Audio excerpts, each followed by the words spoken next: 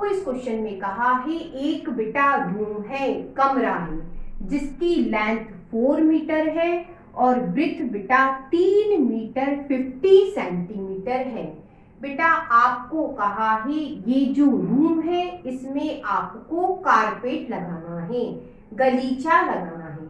तो आपसे पूछा है गलीचा कितने स्क्वायर मीटर का होना चाहिए कि कारपेट या गलीचा इस कमरे में पूरी तरह से आ जाए। तो आप क्या करोगे, कमरे का एरिया पता कर लो, गलीचे के बारे में पता चल जाएगा। क्यों? क्योंकि कमरे के अंदर ही हमें गलीचा लगाना है, कारपेट बिछाना है। तो हम क्या करेंगे, हम बेटा एरिया ऑफ रेक्टेंगल की हेल्प लेंगे। क्या होता है, लेंथ इनटू ब्रेथ, इस फॉर्मूले में वैल्यू डालेंगे, क्वेश्चन सॉल्व हो जाएगा। लेकिन लेंथ बेटा मीटर में है और ब्रेथ में बेटा सेंटीमीटर आ रहा है। सेम यूनिट में बदलेंगे फिर बेटा फॉर्मूला लगेगा। ध्यान देना बेटा, ये आपका 3 मीटर और ये प्लस क्या है 50 सेंटीमीटर। ठीक है, इस 50 सेंटीमीटर को मीटर में बदल लेते हैं। देखिए 1 सेंटीमीटर इक्वल टू होता है 1/100 मीटर। ठीक है, मुझे 50 सेंटीमीटर का पता करना है। दोनों तरफ बेटा 50 से मल्टीप्लाई कर दिया। ठीक है, क्या करा बेटा, दोनों तरफ 50 से मल्टीप्लाई।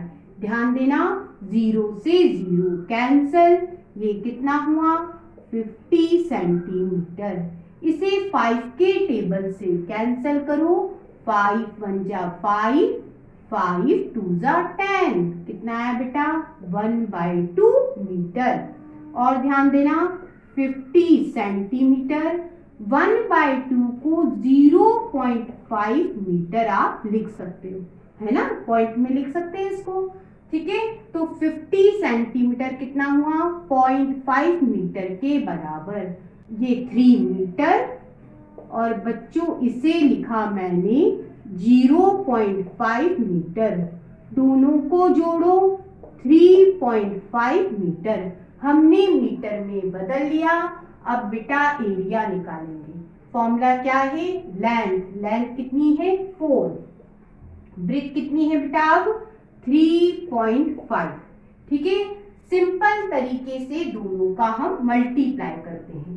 35 का 4 में मल्टीप्लाई, 5 4 जा 20, 0 हासिल गया 2, 3 4 जा 12, 12 में 2 जोड़ोगे 14, कितना आया बेटा 140।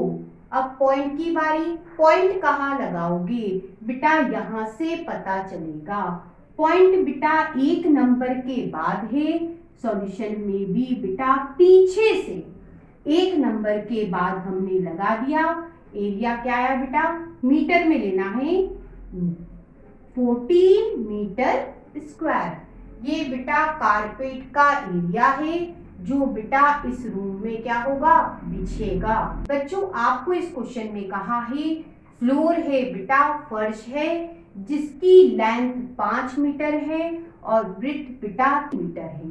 ये बेटा एक फ्लोर हो गया जिसकी लेंथ 5 मीटर और ब्रेथ बेटा है। इसके अंदर बेटा हमें क्या करना है, कारपेट बिछाना है। कारपेट की लेंथ कितनी है 3 मीटर और ये जो कारपेट है बेटा कैसा है, स्क्वायर शेप में है, वर्गाकार है, मतलब सभी साइडें इसकी कितनी है 3-3 मीटर। आपसे कहा है यदि फर्श पे इस कारपेट को बिछा दे तो कितना एरिया बचेगा जहां कारपेट नहीं बिछेगा। तो बेटा ये मैंने जो शेड किया है इतने पार्ट पे कारपेट नहीं बिछेगा। कैसे निकालोगे, फर्श का जो एरिया है, मतलब किसका, रेक्टेंगल का एरिया। ठीक है, उसमें से ये कारपेट का एरिया क्या करोगे, माइनस कर दोगे। कारपेट कैसा है, स्क्वायर शेप में। रेक्टेंगल के एरिया में से स्क्वायर का एरिया माइनस होगा तो बेटा ये बचा हुआ एरिया आएगा जहां कारपेट नहीं बिछा होगा। ठीक है, तो बेटा हम क्या करेंगे, हम एरिया कैसे निकालेंगे, रेक्टेंगल के एरिया में से स्क्वायर का एरिया माइनस करेंगे। तो area of rectangle length into breadth होता है, लंबाई गुणित चौड़ाई होता है, माइनस, और बेटा एरिया ऑफ स्क्वायर होता है साइड का स्क्वायर। बस इसमें वैल्यू डाल दो। लेंथ कितनी है बेटा 5, ब्रेथ कितनी है बेटा, साइड कितनी है बेटा स्क्वायर की 3, 5 माइनस की जगह -3 का स्क्वायर बेटा 9, घटाइए कितना हुआ मीटर स्क्वायर। यह वह एरिया है बेटा जहां कारपेट नहीं बिछा।